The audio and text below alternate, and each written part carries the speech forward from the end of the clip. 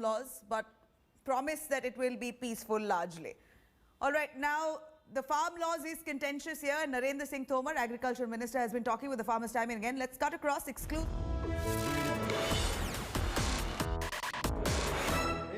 आजाद भारत के सबसे बड़े कृषि सुधारों का दावा किया जा रहा है सरकार की तरफ से, और दूसरी तरफ उन्हीं कृषि सुधारों के खिलाफ 2 महीने से देश के कई किसान संगठन देश की राजधानी दिल्ली की सीमा पर बैठे हुए हैं और उन कानूनों को वापस लेने की मांग कर रहे हैं। और इसी के साथ साथ 26 जनवरी को किसान संगठनों ने देश की राजधानी में एक बड़ी ट्रैक्टर परेड निकालने का भी ऐलान कर दिया है, जिसके लिए देश के अलग अलग हिस्सों से किसान न सिर्फ दिल्ली आ रहे हैं, बल्कि जैसा आपने देखा देश के कुछ और शहरों में जो किसान दिल्ली नहीं आ रहे, वो अपने अपने इलाकों में उनके समर्थन के लिए एकजुट हो रहे हैं। हमारे साथ इस वक्त केंद्रीय कृषि मंत्री नरेंद्र सिंह तोमर खुद मौजूद हैं इस मामले से जुड़े सारे सवालों के जवाब देने के लिए। तोमर जी, आपका स्वागत है आज तक पर। बहुत धन्यवाद रोहित जी। 11 दौर आपने किसानों के साथ बातचीत की। प्रधानमंत्री नरेंद्र मोदी ने भरोसा दिया, रक्षा मंत्री राजनाथ सिंह ने भरोसा दिया, गृह मंत्री अमित शाह ने भरोसा दिया। उसके बाद भी किसान संगठन कन्विंस नहीं हुए। क्यों? कहां दिक्कत आ गई?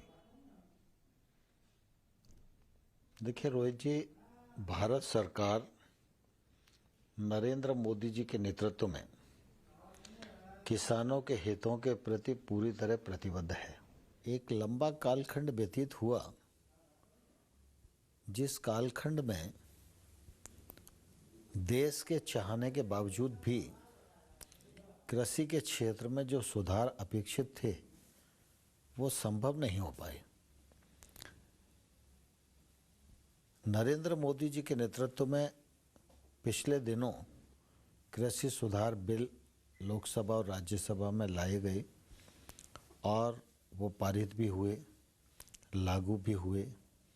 इसके माध्यम से सरकार की यह कोशिश थी कि किसानी के क्षेत्र में आमूलचूल बदलाव आए, किसान को वाजिब उसके उत्पादन के दाम मिल सके, किसान की फसल को खरीद और बिक्री पर कोई टैक्स ना हो, जिससे कि टैक्स का लाभ भी किसान तक पहुंच सके, किसान महंगी फसलों की ओर आकर्षित हो सके, टेक्नोलॉजी का इस्तेमाल कर सके, वैश्विक मानकों के अनुसार खेती कर सके, वह अच्छा उत्पादन करे, अच्छा दाम प्राप्त करे, जिससे किसान की माली हालत सुधरे। इस दृष्टिकोण के आधार पर ये सुधार बिल लाए गए।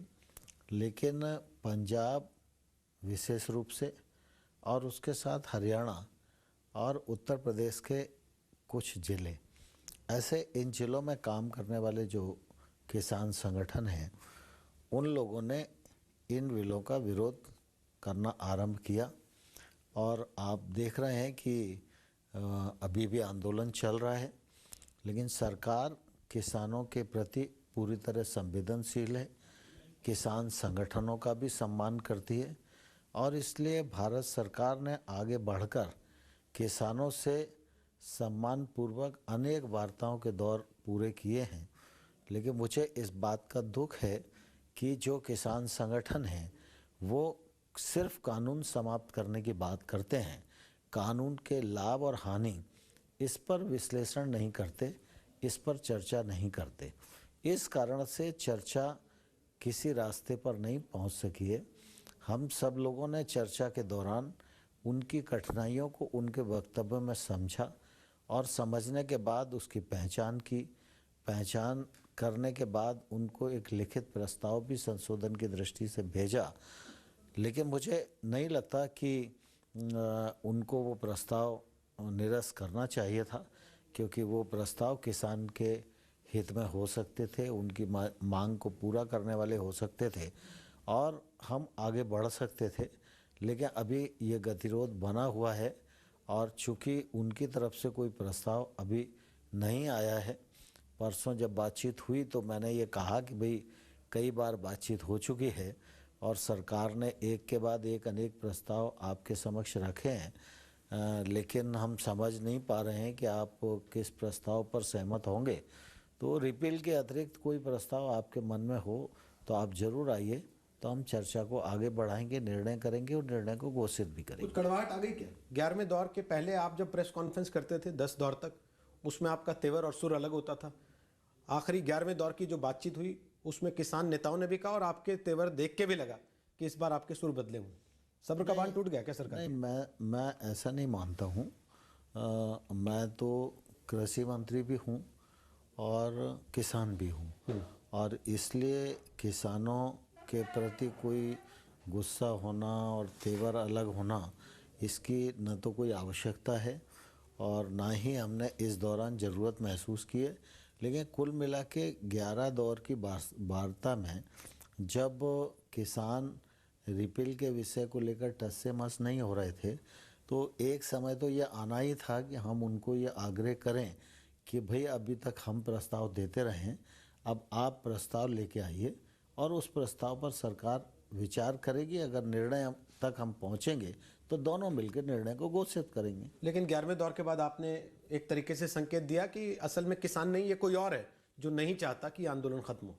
कौन है ये? नाम तो बताया नहीं आपने। देखिए, दरअसल क्या है कि सामान्य तौर पर यह बात मैंने इसलिए कही कि अगर किसान हैं और किसान संगठन हैं जिनसे मैं बात कर रहा हूँ, तो स्वाभाविक रूप से किसान के हित और अहित में बातचीत होगी और वो लोग उस दिशा में बातचीत करते भी हैं, उस दिशा आगे बढ़ती भी है।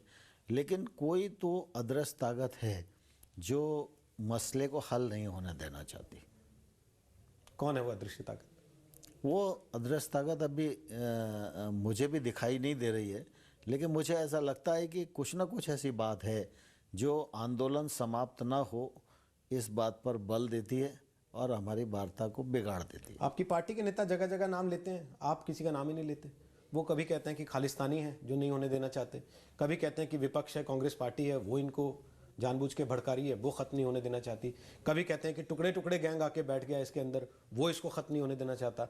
जो आदमी बातचीत कर रहा है वो कह रहा है कि अदृश्य ताकत है। आपको तो पहले महसूस हो जाना चाहिए था कि इन चार में से कौन है या ये चारों हैं। देखिए, दरअसल क्या होता है कि मेरे सामने किसान आंदोलन है और मैं चर्चा किसान यूनियन के साथ कर रहा हूँ, तो स्वाभाविक रूप से मेरी ये कोशिश है कि किसान आंदोलन समाप्त हो और किसान की जो समस्या यदि कोई सामने आती है तो उसका निराकरण हो। और जब मैं किसान यूनियन से बात कर रहा हूँ तो मेरी मान्यता ये है कि मैं किसानों की ही बात कर रहा हूँ, किसानों के लिए ही बात कर रहा हूँ। बाकी जब किसान यूनियन चर्चा करके जाती है तो दूसरे दिन सुर बदल जाते हैं, तो पता नहीं कौन कौन सी ताकतें उनको प्रभावित करती हैं। लेकिन मैं तो ईश्वर से यही कामना करता हूँ कि सभी यूनियंस सकारात्मक रूप से विचार करें और सरकार ने आगे बढ़कर उनको प्रस्ताव दिए हैं और उन पर विचार करके निर्णय करें और सरकार के साथ मिलकर निर्णय को घोषित करें और आंदोलन की समाप्ति हो और हम सब लोग किसानों के हित में आगे बढ़ सकें। बातचीत के बाद उनके सुर बदलते हैं तो सरकार की तरफ से भी तो एनआईए के नोटिस चले जाते हैं ना उनको, और एनआईए के नोटिस जब चले जाते हैं तो उनके अंदर एक तरीके का और आक्रोश आता है। किसी नेता के ऊपर इस बात के लिए केस दर्ज हो जाता है कि वो किसान आंदोलन से जुड़ा है, लेकिन पहले कभी किसी गुरुद्वारा प्रबंधक कमेटी में रहते हुए उसने कुछ घपले किए हैं, वो अचानक ऐसे समय सामने आते हैं तो लोग जोड़ के देखते हैं ना फिर उन चीज़ों को भी। क्या ये समझा जाए कि दोनों तरफ से जैसे उनके सुर बदलते हैं वापस जाने के बाद, तो सरकार के भी तेवर बदलते हैं फिर एक राउंड फेल होने के बाद? नहीं, देखिए, मैं समझता हूँ कि किसी भी चीज़ को किसान आंदोलन से जोड़ना उचित नहीं है, क्योंकि आपने मुझे पूछा तो मैंने नहीं कहा कि कौन सी ताकत है। मैं भी कोई आरोप लगा सकता हूँ, लेकिन मैं ये मानता हूँ कि हमारा उद्देश्य किसान की समस्या को हल करना। किसान अगर आंदोलन पर है तो उनके नेताओं से बातचीत करना और रास्ता निकालना। इसी प्रकार से देश में अनेक संस्थाएं हैं, अनेक राज्य सरकारें हैं, उनकी अपनी जवाबदारियां हैं, उनके अपने अधिकार हैं, उन संस्थाओं का कुछ निश्चित उद्देश्य है।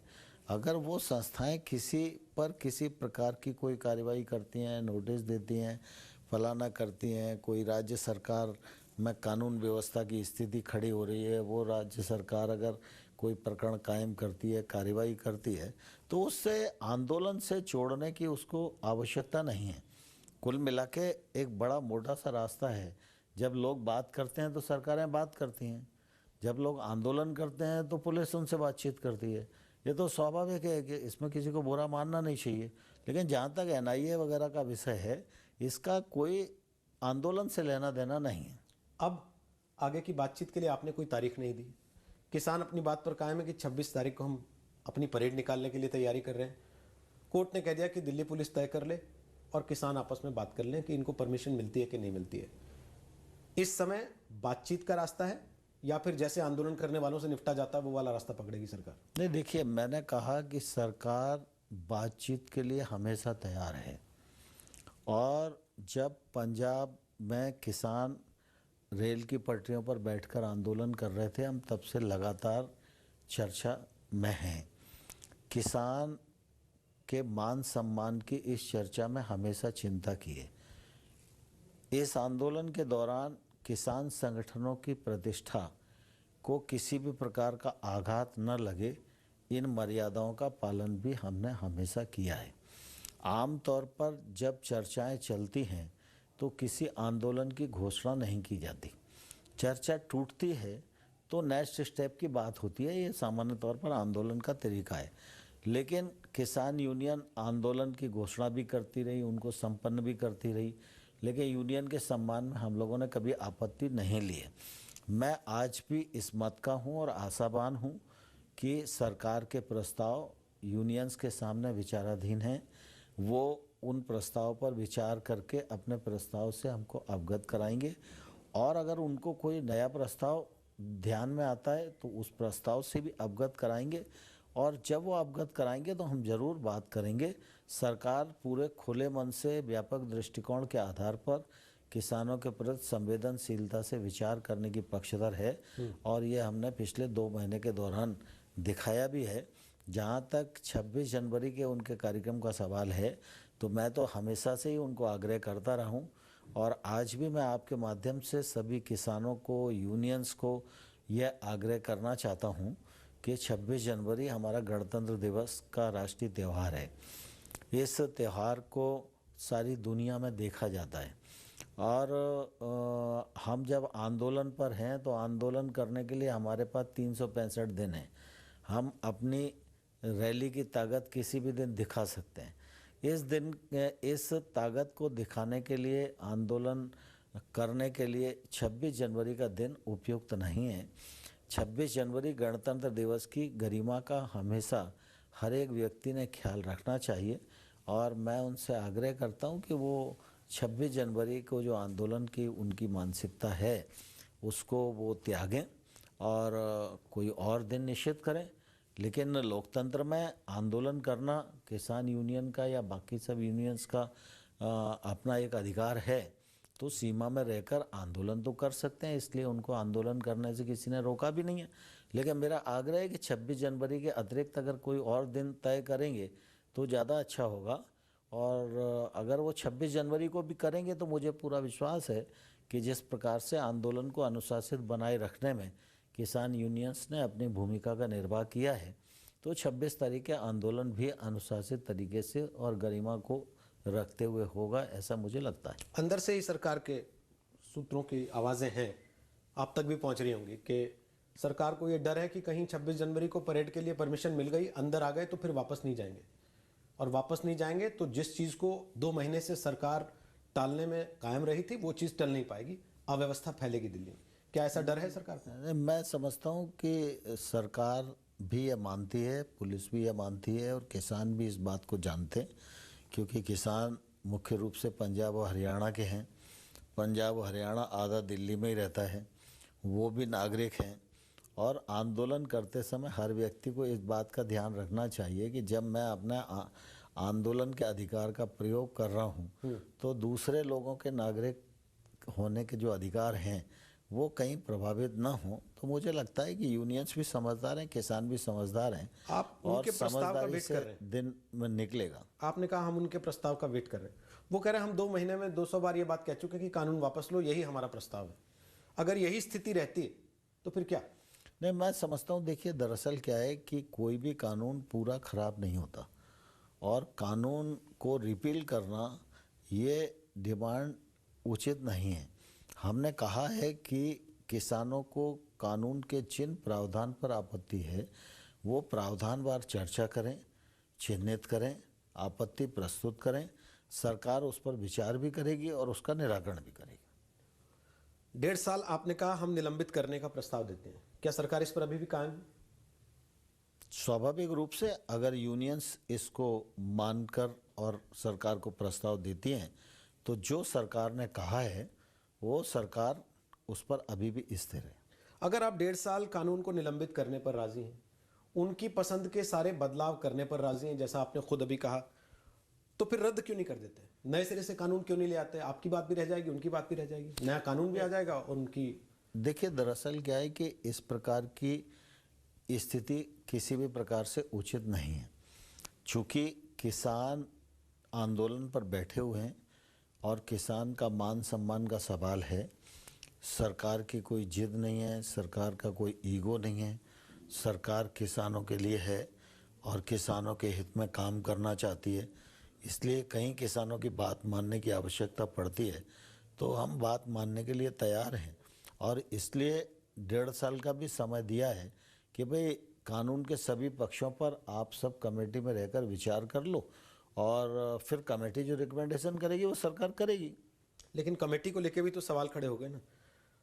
अगर सुप्रीम कोर्ट ही कह देगा सरकार से या वो कमेटी ही कह देगी कि ठीक है कानून रद्द कर दीजिए, तब भी तो रद्द करने पड़ेंगे सरकार। नहीं, देखिए, कमेटी जब कहेगी वो उस समय सरकार विचार करेगी कमेटी की जो रिकमेंडेशन है। लेकिन आज सामान्य तौर पर ऐसा नहीं मान के चलना चाहिए, क्योंकि जब सब बारीकी से विचार करेंगे तो हो सकता है समय रहते अनेक मुद्दों पर सहमति बन जाए। गेंद अभी कृषि मंत्री के पाले में ही है या गृह मंत्री के पाले में चली गई है कि अब मामला बातचीत से हटके लॉ एंड ऑर्डर पे आ गया है, तो आप देखिए। हमने तो जितना करना था कर लिया। मैं समझता हूँ कि कुल मिला के कृषि मंत्रालय और किसानों के बीच में चर्चा अभी एक तौर से स्थगित हुई है और जब किसान विचार करके कोई प्रस्ताव देंगे तो इस पर बातचीत निश्चित रूप से की जा सकती है और मुझे आशा है कि कोई ना कोई समाधान तो आने वाले कल में निकलेगा ही।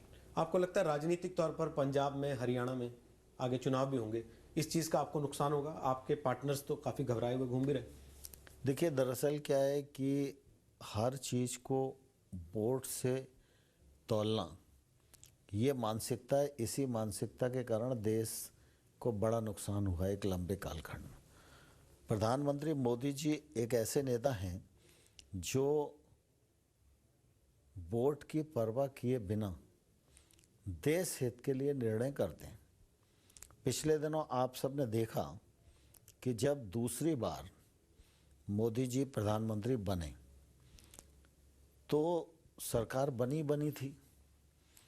धारा 370 को समाप्त करने का विषय हमारे विचार के और हमारी विचार और राजनीतिक यात्रा के गर्भ में वह 1953 से है। तो हम चाहते तो उसको वोट का विषय समझते तो 4 साल इंतजार करके कार्यकाल के चौथे साल में हम धारा 370 को समाप्त करते। लेकिन नरेंद्र मोदी जी ने इस बात की परवाह नहीं की कि भाई इस विषय को वोट से तोलना है और उन्होंने धारा 370 को पहले 6 महीने में समाप्त करने का निर्णय किया। वो निर्णय हो भी गया। आज कश्मीर में अच्छी स्थिति है और स्थिति दिनों दिन आगे बढ़ रही है। लोकतंत्र एक तौर से वहाँ स्थापित हो गया है। वर्षों बाद पंचायत के चुनाव हुए हैं, फंड्स का ठीक प्रकार से उपयोग हो रहा है, आतंकवाद पर पूरी तरह नियंत्रण हुआ है।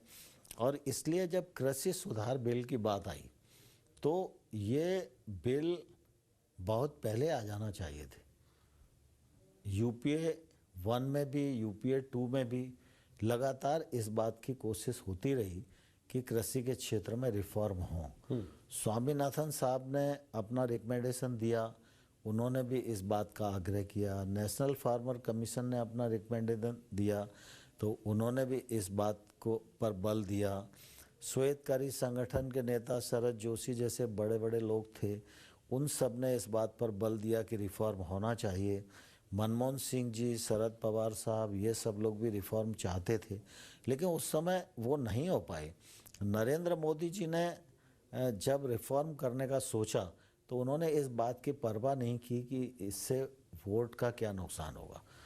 उनके प्राथमिकता थी कि इससे देश का भला होगा, इसके किसान की माली हालत सुधरेगी, कृषि के क्षेत्र का योगदान जीडीपी में ज़्यादा बढ़ेगा, कृषक की माली हालत सुधरेगी, हमारे कृषि उत्पाद जो हैं वो ज़्यादा से ज़्यादा निर्यात हो सकेंगे, जिसके कारण अधिक दाम किसान को मिल सकेगा, और खेती के क्षेत्र में जो हमारी ताकत है उस ताकत को इन रिफॉर्म के माध्यम से हम और बढ़ा सकेंगे।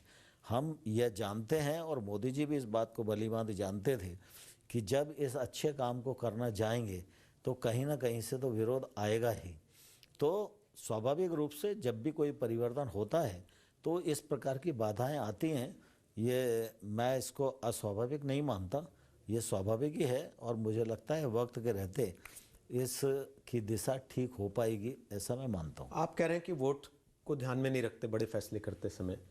जिस देश में चुनाव के दौरान कोरोना जैसी महामारी का वैक्सीन फ्री देने का वादा किया जाता हो राजनीतिक पार्टी के द्वारा, वहाँ कृषि सुधार वोट का मुद्दा नहीं होगा, क्या ये कहना जायज़ है?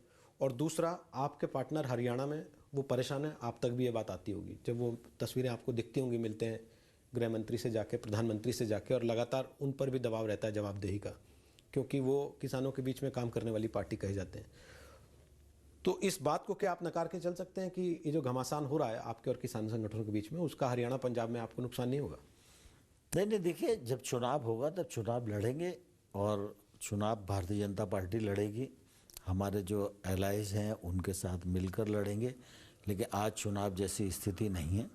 लेकिन मैं आपको कहना चाहता हूं कि वोट की दृष्टि से भी अगर हम आकलन करें तो हमारे ध्यान में आएगा कि जब से किसान आंदोलन शुरू हुआ है तब से देश में अनेक स्थानों पर चुनाव हो गए। लोग ऐसा मानते हैं कि सब जगह किसान परेशान हैं, लेकिन इसी आंदोलन के चलते हुए बिहार का चुनाव हुआ।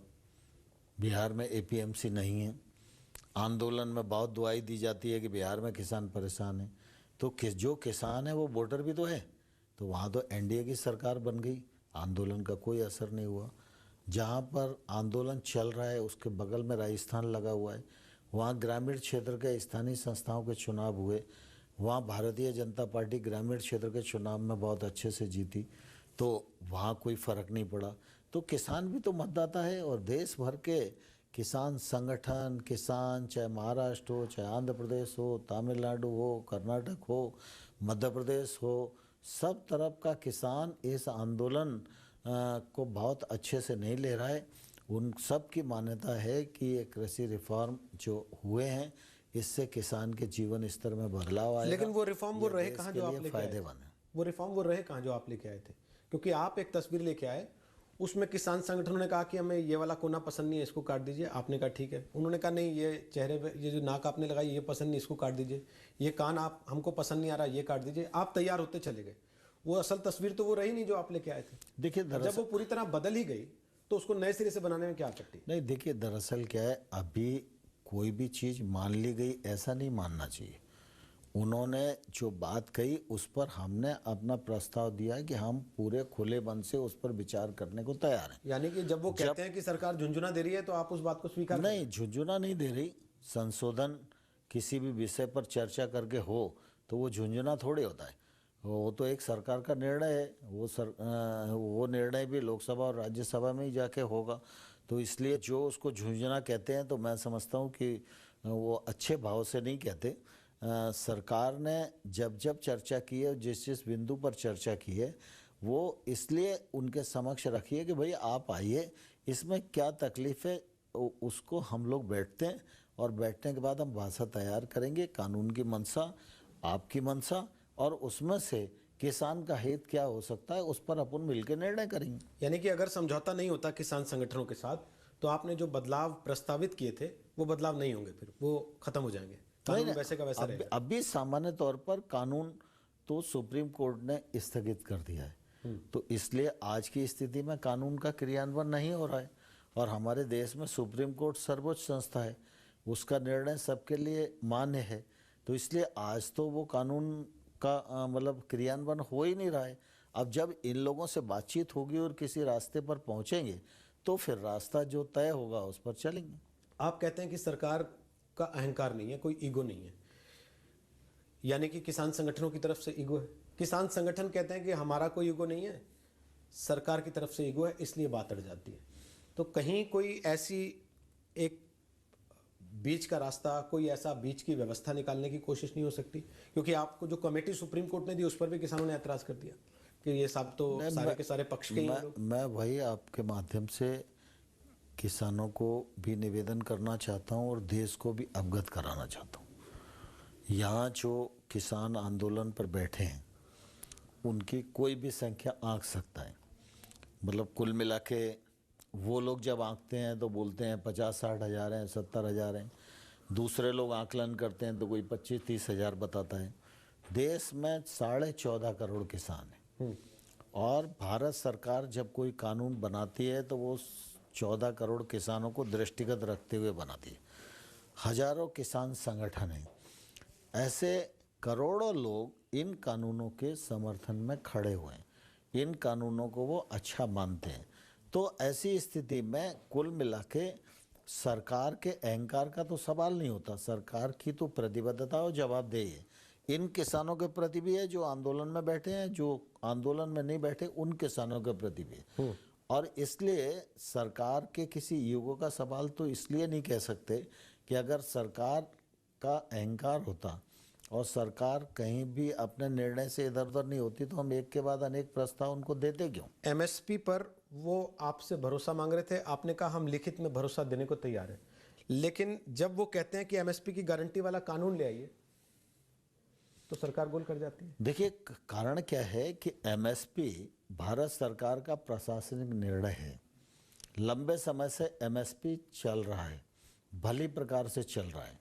नरेंद्र मोदी जी के प्रधानमंत्री बनने के बाद एमएसपी को लागत पर 50% मुनाफा जोड़कर घोषित करने का निर्णय किया गया। उसका लाभ पूरे देश के किसानों को आज मिल रहा है। एमएसपी पर खरीद का वॉल्यूम बढ़ाया गया। यूपीए के 10 साल देखें और नरेंद्र मोदी जी के 6 साल देखें तो मुझे लगता है शायद दोगुने से ज़्यादा राशि की खरीद न्यूनतम समर्थन मूल्य पर नरेंद्र मोदी जी की सरकार ने की है। पहले गेहूं और धान ही खरीदा जाता था। मोदी जी ने के आने के बाद अब दलहन और तिलहन की भी खरीद नेफेड के माध्यम से की जाती है। और एमएसपी और मजबूत हो और सुदृढ़ हो, सरकार इस दिशा में निरंतर विचार करती रहती है। और हमने उनको कहा था कि जो एमएसपी पर आप शंका खड़ी कर रहे हैं, ये शंका करने का कोई कारण नहीं है। एमएसपी जारी थी, है और आने वाले कल में भी रहेगी। एमएसपी गारंटी का कानून लाने का कोई विचार नहीं है सरकार का? मतलब नहीं, मेरा कहना यह है ना कि कुल मिला के हर चीज कानून के माध्यम से ही हल नहीं होती। अगर एमएसपी प्रशासकीय निर्णय के आधार पर अच्छा चल रहा है तो मैं समझता हूँ उससे कहीं कोई तकलीफ किसी को है ही नहीं। मतलब कानून नहीं आएगा ना, ये बात साफ है। उनको बता दिया आप लोगों ने। मैंने इसीलिए उन्हें कहा कि भाई एमएसपी पर अगर विचार करना है तो हम लोग सामूहिक रूप से कोई टीम बना सकते हैं। वो टीम एमएसपी के विभिन्न पक्षों पर विचार करे और फिर वो रिकमेंड करे सरकार को कि भाई किसान को अधिक लाभ और कैसे हो सकता है। फिर उस रिकमेंडेशन पर सरकार विचार करेगी। सरकार के भीतर विचार हो रहा है 26 तारीख के कार्यक्रम को लेकर, क्या करें क्या ना करें, करने दें ना करने दें? नहीं, 26 तारीख का जो आंदोलन है उस मामले में जो संबंधित संस्थाएं भारत सरकार की और दिल्ली सरकार की हैं वो अपना बातचीत करेंगी और वो उनकी बातचीत मैं समझता हूँ चल भी रही है। किसान संगठन कह रहे हैं, हम तो खुद ही कह रहे हैं कि गणतंत्र दिवस सबका होता है। सरकार के मंत्री हमको बुलाते रहे चर्चा के लिए, आ जाएं हमारे साथ, हम भी तिरंगा लेके चलेंगे, वो भी चलें। नहीं, 26 जनवरी का त्यौहार गणतंत्र दिवस का त्यौहार है, उसकी अपनी मर्यादा है। उस दिन मैं फिर कहूँगा कि आंदोलन नहीं होना चाहिए, लेकिन वो फिर भी करते हैं तो अनुशासन बनाए रखें, कोई घटना दुर्घटना ना हो, इसकी जवाबदारी किसानों को लेनी चाहिए। और मैं समझता हूँ कि बाकी सब लोग अपने अपने स्थान पर 26 जनवरी का त्यौहार मनाएं। मैं उनको अपनी ओर से बहुत शुभकामनाएं देना चाहता हूँ और किसानों को यह भी कहना चाहता हूँ कि नए कृषि सुधार बिल के माध्यम से जो भ्रम फैलाया जा रहा है कि किसानों की ज़मीन चली जाएगी, इससे बड़ा सफ़ेद झूठ आज के समय में धरती पर विद्यमान नहीं है। लेकिन तोमर जी, इतनी मजबूत सरकार हो केंद्र में और उसके बावजूद वो समझाने में नाकाम रहे, और जो विपक्ष जिसके ऊपर आरोप लगातार आपकी सरकार लगा रही है कि इन्होंने भ्रम फैला दिया, वो भ्रम फैलाने में कामयाब हो जाए, तो ये भी तो सरकार के लिए कोई बहुत अच्छा संकेत नहीं है। नहीं, मैं समझता हूँ कई बार ऐसी परिस्थितियाँ रोहित जी होती हैं और नकारात्मक चीज़ ज़्यादा तेज़ी के साथ चल जाती है, और मैं समझता हूँ कि जो परिस्थिति है वो देश के लिए बिल्कुल भी इस समय उपयुक्त नहीं है। कृषि सुधार बिल यह किसान के जीवन स्तर में बदलाव लाने वाले हैं और खेती को समृद्धि का सौदा बनाने वाले हैं। इसलिए मैं फिर कहूँगा आंदोलनकारी किसानों को कि देश के करोड़ों करोड़ किसान जो इनके बिल के समर्थन में खड़े हैं, उनके समर्थन को वो देखें और अपने निर्णय पर पुनर्विचार करें, सरकार को निर्णय से अवगत कराएं। सरकार खुले मन से उनके साथ चर्चा के लिए तैयार है। 11 एपिसोड में तो आजकल वेब सीरीज खत्म हो जाती है। सीजन 2 की तारीख आप देंगे कि किसानों से ही वेट करेंगे कि ये नहीं, मैं समझता हूँ कि वो लोग विचार कर रहे हैं। हम लोगों की परसों जो बातचीत हुई थी, उन्होंने कल का दिन है तो अभी विचार विमर्श चल रहा होगा। विचार विमर्श के बाद जब वो हमको अवगत कराएंगे तो निश्चित रूप से हम बातचीत को आगे बढ़ाएंगे। हमने उस दिन भी कहा है। बहुत बहुत धन्यवाद नरेंद्र सिंह तोमर जी, आज तक पर आने के लिए, हमसे बात करने के लिए। केंद्रीय कृषि मंत्री नरेंद्र सिंह तोमर दो चीजों पर साफ हैं। एमएसपी पर कानून लाने का फिलहाल कम से कम सरकार का कोई इरादा नहीं, लेकिन विचार करने के लिए सरकार का मंच खुला है, वो उसके लिए आमंत्रित कर रहे हैं। और दूसरा कि अब गेंद किसानों के पाले में है, बातचीत किसानों की तरफ से प्रस्ताव आएगा तब आगे बढ़ेगी और सरकार इसका इंतजार कर रही है। सईद अंसारी, वापस आपके पास।